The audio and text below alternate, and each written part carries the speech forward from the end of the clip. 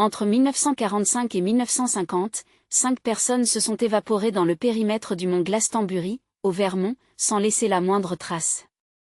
Tout commence le 1er décembre 1945, Midi Rivers, 74 ans, guide expérimenté, disparaît alors qu'il mène un groupe de chasseurs.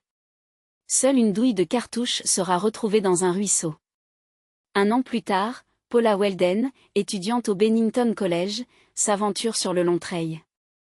Malgré des battues massives, elle ne sera jamais revue. En 1946, James Tedford, un ancien combattant, monte dans un bus pour Bennington. Des témoins le voient à son siège avant l'arrivée.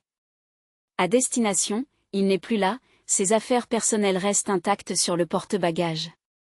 En 1949, Paul Jepson, 8 ans, s'absente quelques minutes d'un camion stationné près d'une ferme. Ses vêtements rouges, pourtant visibles, n'apparaissent jamais. Enfin, en 1950, Frida Langer disparaît lors d'une randonnée. Son corps sera retrouvé 7 mois plus tard, à un emplacement pourtant ratissé minutieusement à plusieurs reprises par des centaines de volontaires. Aucune preuve matérielle, aucune empreinte, aucun suspect n'ont permis d'expliquer ces ruptures de réalité. Si les battues furent inutiles, la découverte finale de Langer défie toute logique géographique. Comment une dépouille peut-elle réapparaître dans un espace saturé par les recherches ?